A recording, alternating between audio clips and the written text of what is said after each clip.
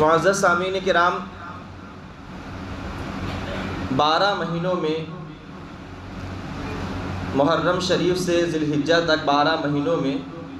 ایک سچے مسلمان کے نزدیک ماہ ربیع الاول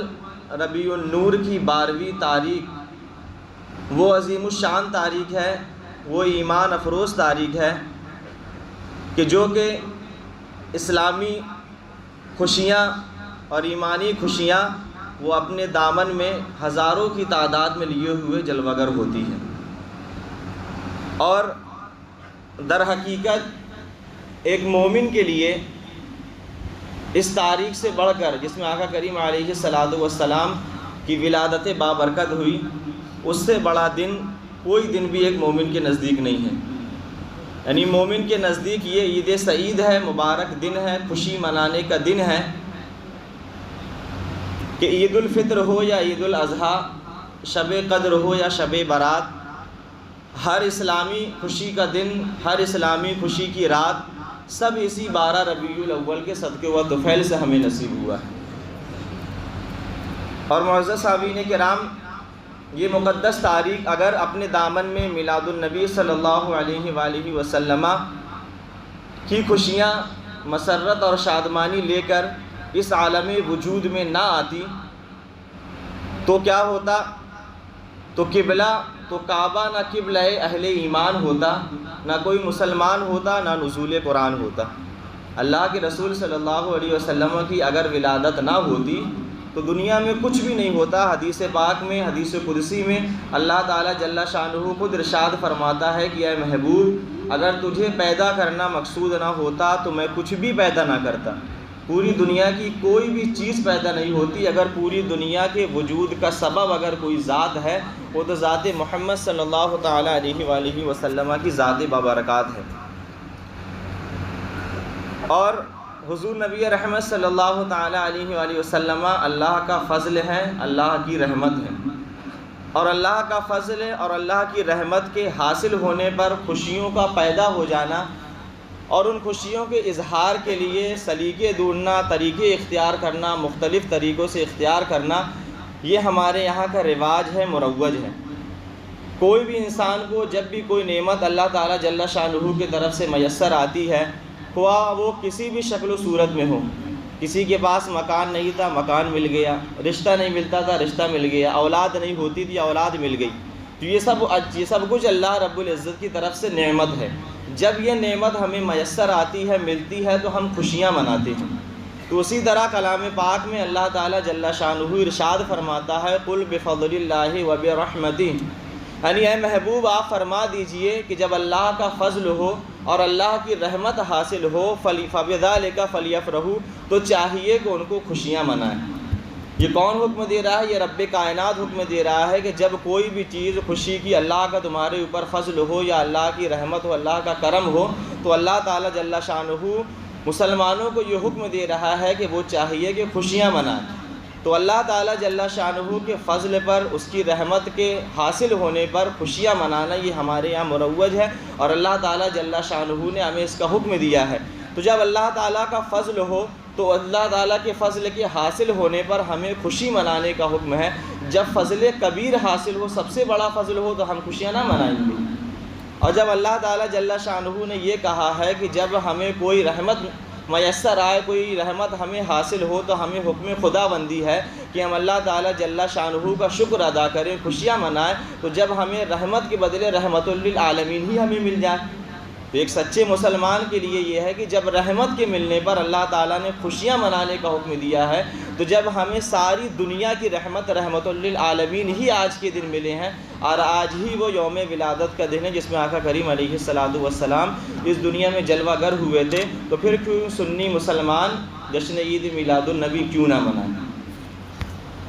تو ان کے آنے سے، آپ کی تشریف آوری کے اس دنیا میں آنے سے مسلمانوں کے، سچے سنی مسلمانوں کے دل باغ باغ ہیں،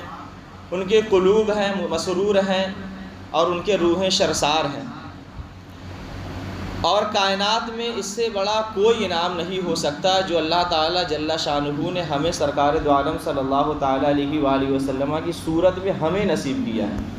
بلکہ جتنی نعمتیں ہیں، جتنے انعامات ہیں، جتنی بھی ہم کو نعمتیں ملتی ہیں، وہ سب اسی نعمت کے صدقے ہمیں میسر آتی ہیں۔ اگر اللہ تعالیٰ جل شانہ کے حبیب پاک کا وجود نہ ہوتا تو اس دنیا کا بھی وجود نہیں ہوتا۔ آپ کے وجود سے ہی اس دنیا کو وجود ملا،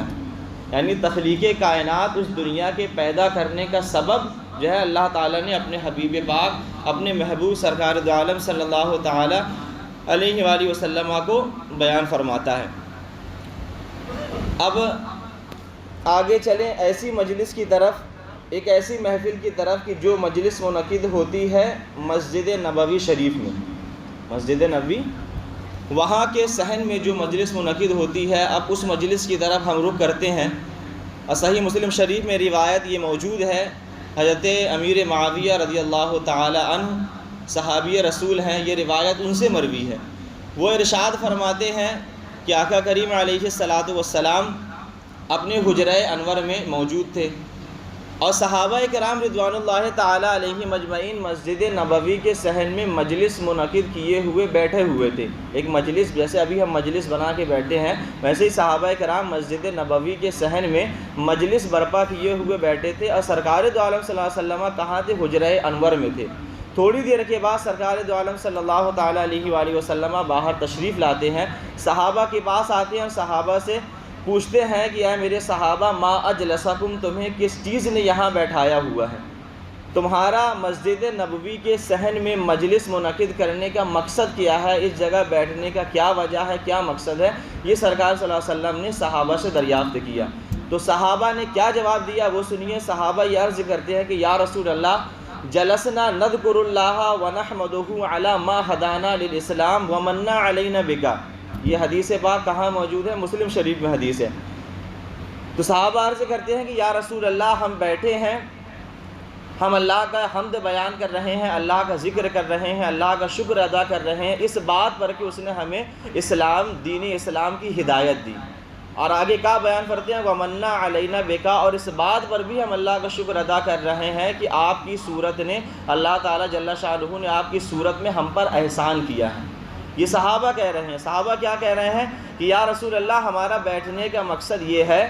کہ ہم اللہ کی حمد بیان کر رہے ہیں اور اس کا شکر ادا کر رہے ہیں۔ وجہ کیا ہے؟ اس بات پر شکر ادا کر رہے ہیں کہ اللہ تعالیٰ نے ہمیں اسلام کی ہدایت دی اور آپ کی صورت میں ہمارے اوپر احسان کیا۔ اب یہ سیدھی سی بات تھی، لیکن اللہ کے رسول صلی اللہ علیہ وسلم نے اس بات پر صحابہ سے کہا کہ صحابہ، کیا تم اس بات پر قسم لے سکتے ہو، حلف اٹھا سکتے ہو؟ آپ ابھی مسجد میں تشریف لائے ہیں،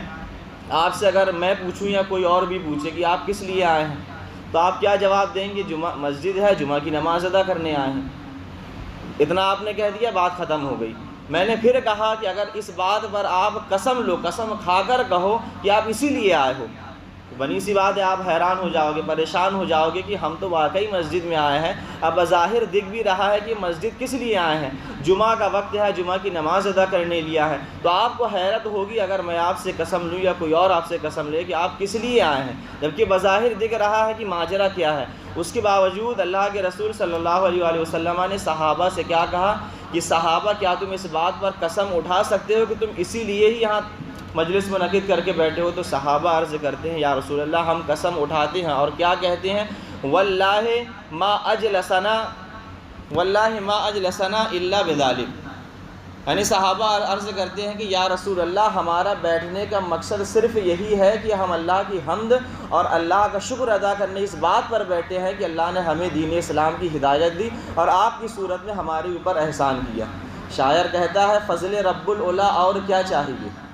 اللہ رب العزت کا فضل مل جائے۔ اب وہ فضل کیا ہے؟ سرکار دو عالم صلی اللہ علیہ وسلم ہے۔ تو فضل رب العلا، اور کیا چاہیے؟ مل گئے مصطفیٰ، اور کیا چاہیے؟ ہمیں محمد سرکار دو عالم صلی اللہ علیہ وسلم مل گئے، دنیا کی ساری نعمتیں ہمیں مل گئی، کیونکہ دنیا کی ساری نعمتیں انہی کے در سے بڑھتی ہیں، انہی کے صدقے سے ساری نعمتیں ملتی ہیں۔ حدیث پاک میں اللہ تعالیٰ خود فرماتا ہے انما انا قاسم واللہ یؤتی۔ اللہ کے رسول ارشاد فرماتے ہیں کہ اللہ تعالیٰ جل شانہ مجھ کو عطا کرتا ہے اور میں تقسیم کرتا ہوں، یعنی اللہ تعالیٰ خزانوں سے نعمتیں اپنے حبیب پاک کو عطا کرتا ہے، اور اس کے حبیب پاک جو ہے سرکار دو عالم صلی اللہ علیہ وسلم، وہ امت میں تقسیم کرتے ہیں۔ تو جب صحابہ قسم دے چکے تو صحابہ کے چہرے پر حیرت کے آثار تو نمودار ہوئیں گے کہ بظاہر موقع تو نہیں تھا قسم لینے کا، اس کے باوجود بھی حضور نے قسم لی، لیکن جب حضور نے قسم لی تو صحابہ نے ادب کے ساتھ، احترام کے ساتھ، محبت کے ساتھ قسم دی، لیکن اس کے باوجود بھی دل میں ایک سوال پیدا ہوتا ہے کہ آخر کیا وجہ بن گئی کہ اللہ کے رسول نے ہم سے قسم لی۔ ابھی سے علماء کرام جب سے یہ حدیث پاک کے بعد سے جتنے بھی فرقے جلوہ نما ہوئے ہیں، اس دنیا میں آئے ہیں، تو جب بھی علماء کرام، سنی علماء کرام اس حدیث پاک کو محفل میں، مجلس میں بیان کرتے ہیں، تو بیان کرنے میں کچھ لوگ جب سنتے ہیں تو وہ یہ کہتے ہیں کہ یعنی یہ میلاد النبی کا ثبوت اور دلیل دیتے ہوئے خود ہی پھنس گئے ہیں، یعنی اس حدیث پاک سے وہ اللہ کے رسول صلی اللہ علیہ وسلم کے علم غیب کا معاذ اللہ منکر ہے اس حدیث پاک سے، کہ اللہ کے رسول کو، یعنی وہ کہتے ہیں اگر اللہ کے رسول کو خبر نہیں تھی تو صحابہ سے آپ نے قسم کیوں لی ہے؟ یہ وہ لوگ کہتے ہیں کہ ہم جو ہے اس حدیث پاک سے میلاد النبی کی دلیل دے رہے ہیں، لیکن وہ لوگ یہ کیا کہتے ہیں؟ وہ یہ کہتے ہیں کہ دلیل دیتے دیتے یہ خود ہی اپنے عقیدے میں گرفتار ہو گئے، پھنس گئے ہیں، اور ان کا عقیدہ یہ ہے کہ اللہ کے رسول کے لیے علم غیب کا اقرار کرتے ہیں، لیکن جب اللہ کے رسول مومنوں کے دلوں کی باتوں کو جانتے ہیں، ان سے باخبر ہوتے ہیں، تو پھر یہاں حلف لینے کی ضرورت کیا تھی؟ تو ایسے لوگوں کے لیے پھر ایک سوال یہ پیدا ہوتا ہے کہ آپ یہ بتائیں کہ آپ کبھی کسی ڈاکٹر کے پاس گئے، آپ ڈاکٹر کے پاس گئے ہیں، آپ نے ڈاکٹر سے یہ کہا کہ ڈاکٹر صاحب ہمارے پیٹ میں درد ہے، تکلیف ہے، تو ڈاکٹر نے کیا کہا؟ ڈاکٹر نے آپ کا چیک اپ کیا، چیک اپ کرنے کے بعد کئی آپ سے ٹیسٹ کروانے گئے، ٹیسٹ کے بعد رپورٹ آئی، ڈاکٹر نے رپورٹ دے کے یہ کہا کہ آپ کے پیٹ میں اپینڈس ہے، تو وہ ڈاکٹر آپ کے پیٹ کے اندر کی خبر دے رہا ہے، تو اب اس ڈاکٹر کی بات ماننا اسلام ہوگا یا کفر ہوگا؟ آپ خود فیصلہ کریں کہ وہ آپ کے پیٹ کے اندر کی خبر دے رہا ہے کہ آپ کے پیٹ کے اندر اپینڈس ہے، تو اس ڈاکٹر کی بات ماننا اسلام ہوگا یا کفر ہوگا؟ اور آگے چلیں، اس کی تکلیف اور بڑھ گئی، ڈاکٹر نے یہ کہا کہ ٹھیک ہے آپریشن کرنا ہوگا، اس نے کہا ٹھیک ہے آپریشن کروا لیتے ہیں، تو اب یہ آپریشن کا آنا یہ اسلام کا کام ہے یا کفر کا کام ہے، کافروں کا کام ہے؟ یعنی جب ایک ڈاکٹر آپ کو بتائے اندر کی باتیں تو آپ مان لیں، لیکن جب نبی پاک صلی اللہ علیہ وسلم بتاتے ہیں تو کچھ لوگ یہ کہتے ہیں کہ کفر ہو گیا۔ آج ہم بھی سفر کرتے ہیں اور آپ بھی سفر کرتے ہیں، اب جب سفر پہ جاتے ہیں تو ہمیں کسی سے راستہ پوچھنے کی ضرورت نہیں پڑتی، آج ٹیکنالوجی اتنی آگے چلی گئی ہے کہ ہمیں کسی سے راستہ پوچھنے کی حاجت نہیں ہوتی، ہم جی پی ایس چالو کر دیں، جی پی ایس آن کر دیں، اس کے بعد جس جگہ ہمیں جانا ہے لوکیشن وہاں سیٹ کر دیں، تو اس کے اندر سے ایک خاتون، ایک لیڈیز بولے گی، انگریزی میں بولے گی، اب وہ جہاں بولتی ہے آدمی وہیں مڑ جاتا ہے، وہ رائٹ بولے گی رائٹ مڑ جائے گا آدمی، لیفٹ بولے گی آدمی لیفٹ مڑ جائے گا، اسٹریٹ بولے گی سیدھا جانا آدمی سیدھا چلا جائے گا، تو اس کو علم غیب کس نے دیا؟ تو شرم کریں ایسے لوگ اور سدھر جائیں کہ جو لوگ انگریز کے بنائے ہوئے آلات کے علم کو تو مانتے ہیں لیکن مدینے والے آقا کا علم نہیں مانتے، انگریز کے بنائے ہوئے جو آلات ہیں اس کا علم مان رہے ہیں، آپ کو پتہ نہیں امریکہ کہاں ہے، آپ نے سیٹ کر دیا، وہ آپ کو لے جائے گی جی پی ایس کے تھرو، اس کا علم پر آپ اعتبار کریں، لیکن مدینے والے آقا کے علم کے اعتبار نہیں کر رہے ہیں۔ اللہ تعالیٰ کلام پاک میں ارشاد فرما دیا وَعَلَّمَكَ مَا لَمْ تَكُنْ تَعْلَمْ، اے حبیب آپ جو کچھ نہیں جانتے تھے ہم نے سب کچھ آپ کو سکھا دیا۔ یہ کون کہہ رہا ہے؟ یہ رب کائنات کہہ رہا ہے کہ وَعَلَّمَكَ مَا لَمْ تَكُنْ تَعْلَمْ، اے محبوب جو تم نہیں جانتے تھے وہ سب کچھ میں نے تم کو سکھا دیا ہے۔ تو بات اس حدیث پاک سے چلی، اب حدیث پاک مکمل نہیں ہوئی۔ جب اعتراض کرنے والے اعتراض کرتے تھے تو اللہ کے رسول صلی اللہ علیہ وسلم کو یہ معلوم تھا کہ اعتراض کرنے والے اعتراض کریں گے، اس لیے اللہ کے رسول صلی اللہ علیہ وسلم نے اسی مجلس میں اس اعتراض کا جواب دے دیا۔ کیا جواب دے دیا؟ اللہ کے رسول نے آگے ارشاد فرمایا انی لم استحلفکم تحمتا لکم، یعنی اللہ کے رسول ارشاد فرماتے ہیں کہ اے میرے صحابہ میں نے تم سے جو اس بات پر قسم لی ہے، مجلس جس بات پہ تم نے منعقد کی تھی اس بات پر جو میں نے تم سے قسم لی ہے یہ کسی تہمت کی بنیاد پر نہیں لی ہے،